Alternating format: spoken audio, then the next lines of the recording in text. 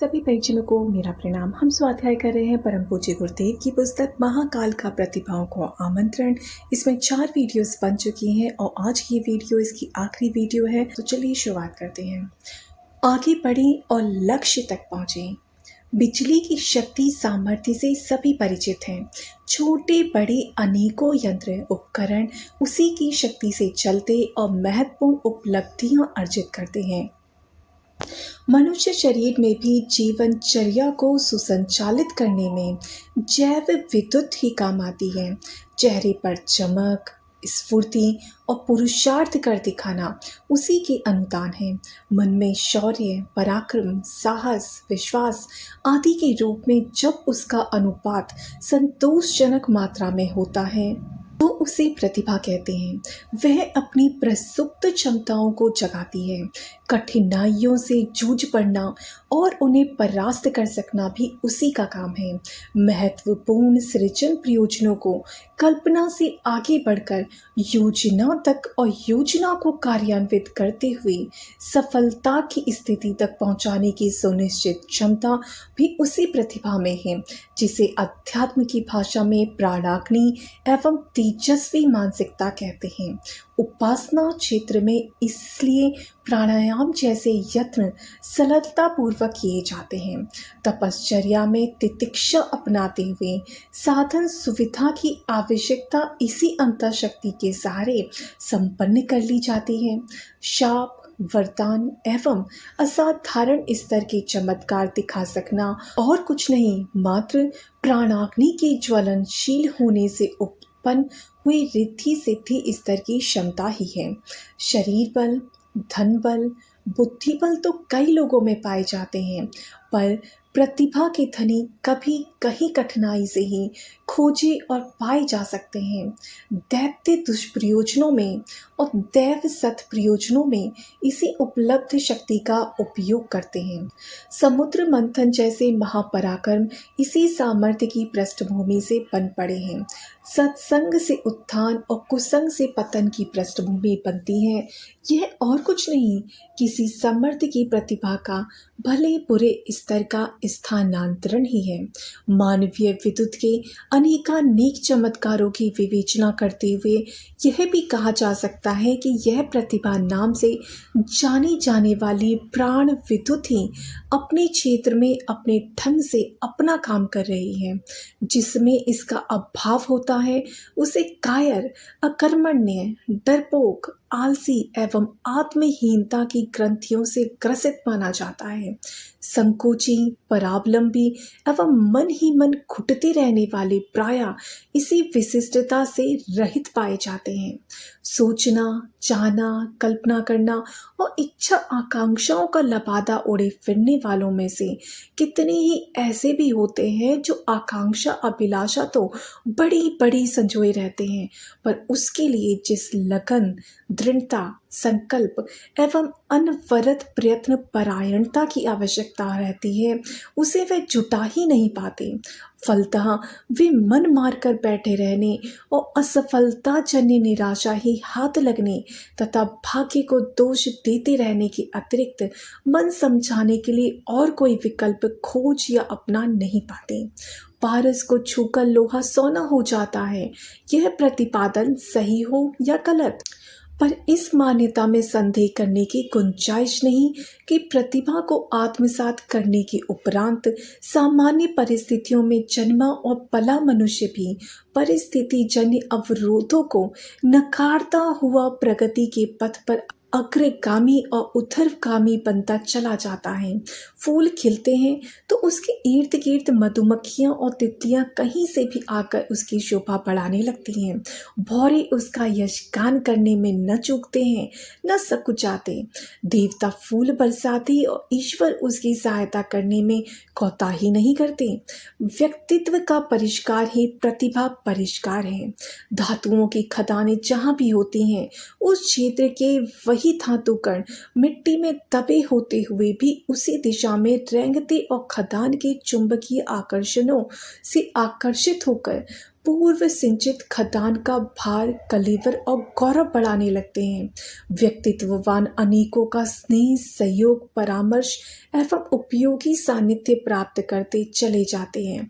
यह निजी पुरुषार्थ है। अन्य सुविधा साधन तो दूसरों की अनुकंपा भी उपलब्ध करा सकती है, किंतु प्रतिभा का परिष्कार करने में अपना संकल्प, अपना समय और अपना पुरुषार्थ ही काम आता है। इस पौरुष में कोताही न करने के लिए गीताकार ने अनेक प्रसंगों पर विचारशीलों को प्रोत्साहित किया है। एक स्थान पर कहा गया है कि मनुष्य स्वयं ही अपना शत्रु और स्वयं ही अपना मित्र है, इसलिए अपने को उठाओ, गिराओ मत। पानी के बबूले अपने भीतर हवा भरने पर उभरते और उछलते हैं, पर जब उनका अंतर खोखला ही हो जाता है तो उनके विलीन होने में भी देर नहीं लगती। अंतर जीवट का बाहुल्य हो तो बाहर का लिफाफा आकर्षण या अनाकर्षक कैसा भी हो सकता है, किंतु यदि ढकोसले को ही सब कुछ मान लिया जाए तो भीतर ढोल में पोल भरी हो तो ढम ढम की गर्जन तर्जन के सिवाय और कुछ प्रयोजन सदता नहीं। पृथ्वी मोटी दृष्टि से जहाँ की तहाँ स्थिर रहती प्रतीत होती है, पर उसकी गतिशीलता और गुरुत्वाकर्षण शक्ति इस तेजी से दौड़ लगाती है कि एक वर्ष में सूर्य की लंबी कक्षा में परिभ्रमण कर लेती है और साथ ही हर रोज अपनी धुरी पर भी लट्टू की तरह घूम जाती है।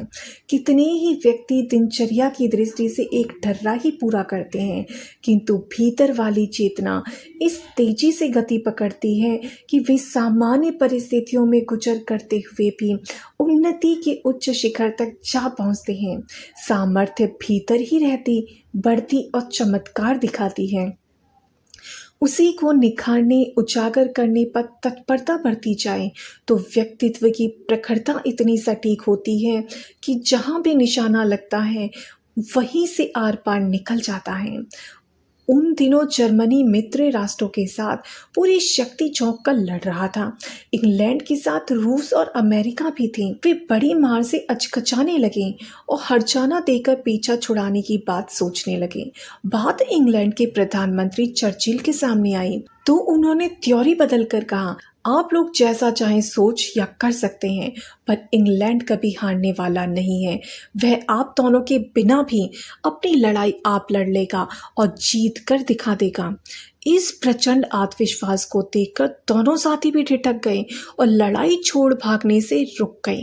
डार्विन के कथनानुसार बंदर की औलाद बताया गया मनुष्य आज इसी कारण सृष्टि का मुकुटमणि बन चुका है और धरती या समुद्र पर ही नहीं, अंतरिक्ष पर भी अपना आधिपत्य जमा रहा है।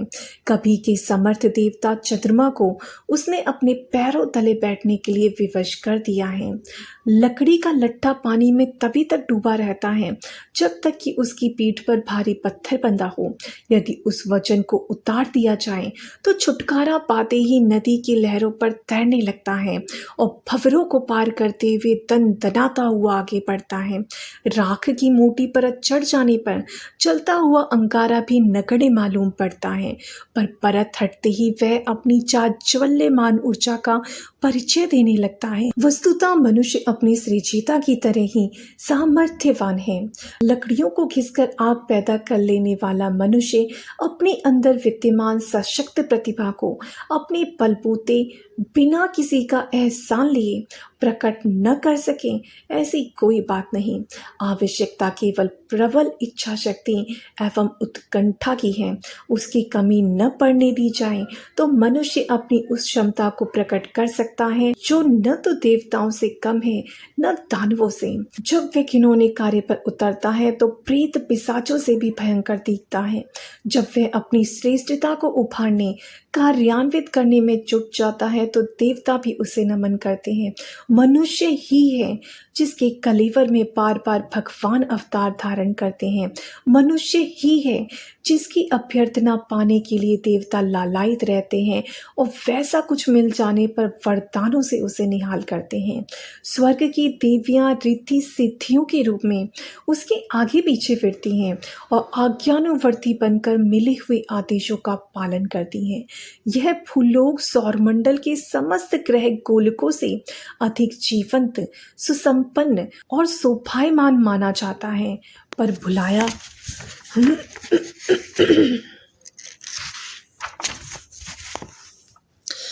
भुलाया यह भी नहीं जा सकता कि आदिकाल के इस अनगढ़ ऊबड़ खाबड़ धरातल को आज जैसी सुसज्जित स्थिति तक पहुंचाने का श्रेय केवल मानवीय पुरुषार्थ को ही है। वह अनेक जीव जंतुओं, पशु पक्षियों का पालन करता और आश्रयदाता है। फिर कोई कारण नहीं कि अपनी प्रसुप्त समर्थता को जगाने उभारने के लिए यदि समुचित रूप से कटिबद्ध हो जाए तो उस प्रतिभा का धनी न बन सके जिसके यश गाथा गाने में लेखनी और वाणी को हार माननी पड़ती है। मनुष्य प्रभावशाली तो है, पर साथ ही वह संबद्ध वातावरण से प्रभाव भी ग्रहण करता है। दुर्गंधित सांस लेने से सिर चकराने लगता है और सुगंधी का प्रभाव शांति, प्रसन्नता और प्रफुल्लता प्रदान करता है। बुरे लोगों के बीच बुराई से संचालित घटनाओं के मध्य समय को जानने वाले, उसमें रुचि लेने वाला व्यक्ति क्रमशः पतन और पराभव के गर्त में ही गिरता जाता है। साथ ही यह भी सही है कि मनीषियों, चरित्रवानों, सत्साहसी लोगों के संपर्क में रहने पर उनका प्रभाव अनुदान सहज ही खिंचता चला आता है और व्यक्ति को उठाने गिराने में असाधारण सहायता करता है। इन दोनों व्यक्ति और समाज में हीनता और निकृष्टता का ही बाहुल्य है। जहाँ इस प्रकार का वातावरण बहुलता लिए हुए हो, उससे यथासंभव बचना और असहयोग करना ही उचित है। सज्जनता का सानिध्य कठिन तो है और सत्प्रवृत्तियों की भी अपनी समर्थता जहाँ तहाँ ही दिखाई देती है। ऐसी दशा में पुरातन अथवा अर्वाचीन सदाशयता का परिचय पुस्तकों के प्रसंगों की समाचारों के माध्यम से प्राप्त किया जा सकता है और उन संस्मरणों को आत्मसात करते हुए ऐसा अनुभव किया जा सकता है मानो देवलोक के नंदन वन में विचरण किया जा रहा है। इस संबंध में स्वाध्याय और सत्संग का सहारा लिया जा सकता है। इतिहास में से वे पृष्ठ ढूंढे जा सकते हैं जो स्वर्णाक्षरों में लिखे हुए हैं और मानवीय गरिमा को महिमा मंडित करते हैं। आत्मविश्वास बड़ी चीज है। वह रस्सी को सांप और सांप को रस्सी बना सकने में समर्थ है। दूसरे लोगों का साथ न मिले, यह हो सकता है कि तू अपने चिंतन, चरित्र और व्यवहार को मन मर्जी के अनुरूप सुधारा उभारा जा सकता है। संकल्प शक्ति की विवेचना करने वाले कहते हैं कि वह चट्टान को भी चटका देती है, कठोर को भी नरम बना देती है और उन साधनों को खींच बुलाती है जिनकी आशा अभिलाषा में जहां तहां प्यासे कस्तूरी हिरण की तरह मारा मारा फिरना पड़ता है। मनुष्य यदि उतारू हो जाए तो दुष्कर्म भी कर गुजरता है, आत्महत्या तक के लिए उपाय अपना लेता है। फिर कोई कारण नहीं कि उत्थान का अभिलाषी अभिष्ट अभ्युदय के लिए सरंजाम न जुटा सके। दूसरों पर विश्वास करके उन्हें मित्र सहयोगी बनाया जा सकता है। श्रद्धा के सहारे पाषाण प्रतिमा में देवता प्रकट होते देखे गए हैं।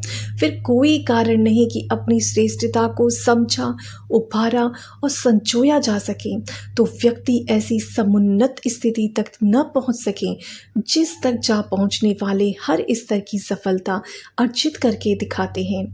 आत्मनिरीक्षण को सतर्कता पूर्वक संजोया जाता रहे तो वे गलतियां भी दृष्टिगोचर होती हैं जो आमतौर से छिपी रहती हैं और सूझ नहीं पड़ती। किंतु जिस प्रकार दूसरों का छिद्रान्वेषण करने में अभिरुचि रहती है, वैसे ही अपने दोष दुर्गुणों को बारीकी से खोजा और उन्हें निरस्त करने के लिए समुचित साहस दिखाया जाए तो कोई कारण नहीं कि उनसे छुटकारा पाने के उपरांत अपने को समुचित और सुसंस्कृत न बनाया जा सके। इसी प्रकार औरों की अपेक्षा अपने में जो विशिष्टताएं दिख पड़ती हैं, उन्हें सींचने संभालने में उत्साहपूर्वक निरत रहा जाए तो कोई कारण नहीं कि व्यक्तित्व अधिक प्रगतिशील, अधिक प्रतिभा संपन्न न बनने की दिशा अपनाई जा सके। इस संदर्भ में सबसे बड़ा सुयोग इन दिनों है जबकि नव सृजन के लिए प्रचंड वातावरण बन रहा है। उज्ज्वल भविष्य के निर्माण में नियंता का सारा ध्यान और प्रयास नियोजित है। ऐसे में हम भी उसके सहयोगी बनकर अन्य सत्परिणामों के साथ ही पर प्रतिभा परिष्कार का लाभ तो हाथों हाथ नकद धर्म की तरह प्राप्त होता हुआ सुनिश्चित रूप से अनुभव करेंगे। सृजन शिल्पियों के समुदाय को अग्रगामी बनाने में लगी हुई केंद्रीय शक्ति अपने और दूसरों के अनेकानेक उदाहरण प्रस्तुत करते हुए यह विश्वास दिलाती है कि यह पारस से सटने का समय है, कल्प वृक्ष की छाया में बैठ सकने का समय है। प्रभात पर्व में जागरूकता का परिचय देकर हम में से हर किसी को प्रसन्नता, प्रफुल्लता और सफलता की उपलब्धियों का भरपूर लाभ मिल सकता है, साथ ही परिष्कृत प्रतिभायुक्त व्यक्तित्व संजोने का भी। तो आज हमने सुना कि कैसे परम पूज्य गुरुदेव कहते हैं कि ये पारस से सटने का समय है, कल्प वृक्ष की छाया में बैठ सकने का अवसर है। इस अवसर को हमें चूकने नहीं देना है, क्योंकि एक वातावरण बनाया जा रहा है जिसका लाभ हमें भी उठाना चाहिए और अपनी जो दुष्प्रवृत्तियां हैं उन्हें हटाना चाहिए और अपना आत्मबल हमें बढ़ाना चाहिए और अपनी प्रतिभा को जागृत करना चाहिए। तो आज ये अंतिम अध्याय था। आशा करती हूँ आपको ये पुस्तक महाकाल का प्रतिभाओं को आमंत्रण अच्छी लगी होगी। अच्छी लगी हो तो प्लीज़ मुझे लाइक एंड कमेंट करें। सभी को प्रणाम। जय गुरुदेव, जय श्री राम।